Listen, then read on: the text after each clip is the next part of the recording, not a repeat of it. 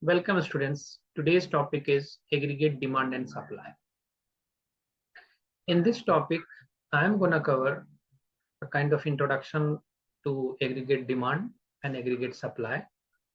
Post that, aggregate demand curve and factors, and in the last, aggregate supply curve and equilibrium position. All right, so to begin with, introduction, what is aggregate demand and aggregate supply?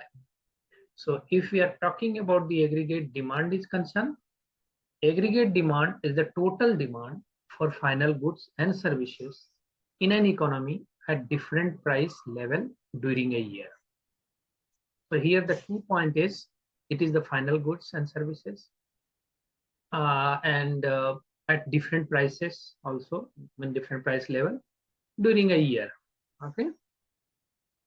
Component of aggregate demand is consumption, investment, government spending, and net export. Here we can denote net export, that is export minus import, or X minus M as a denominator, the denotation. Okay. So as a symbolic representation, consumption is C, investment is I, government spending is G, net export is X minus 1. All right. Aggregate supply. What is aggregate supply? So aggregate supply is the total quantity of goods and services producers are willing to supply at a different price level during a year. All right. If you're talking about the aggregate demand and supply importance, what is importance? So aggregate demand and supply together determine national output. So to determine national output, aggregate demand and supply together requires employment and price level in the economy. So all together, aggregate demand and supply determine national output, employment, and price level in the economy. All right. Moving to the next, aggregate demand curve and factors.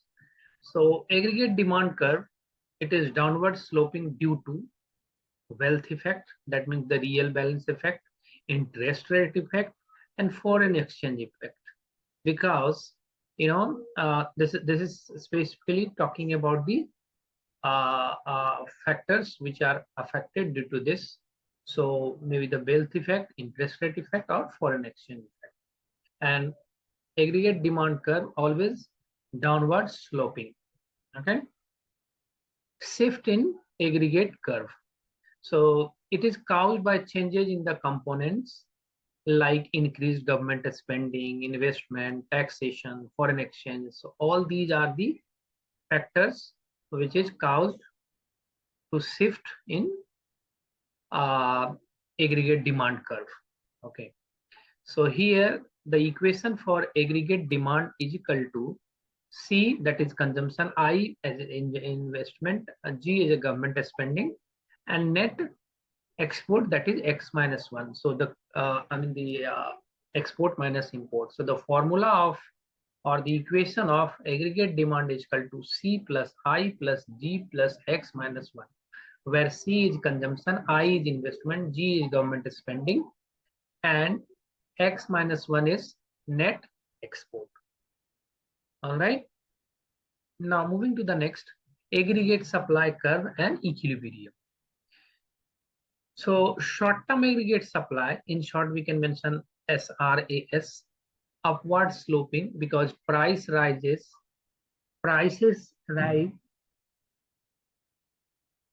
faster than wages in the short run. Okay, that's the reason in the short run, aggregate supply upward sloping. All right. Long-term aggregate supply, LRAS. So vertical at full employment, output depends on factors like technology and labor. So short-term aggregate supply, upward sloping. Long-term aggregate supply, vertical at full employment, output depends upon factors like technology or labor. At the equilibrium point, AD is equal to AS. That means aggregate demand is equal to aggregate supply, which determines equilibrium price level and output in the economy. What is the effect of shift, right?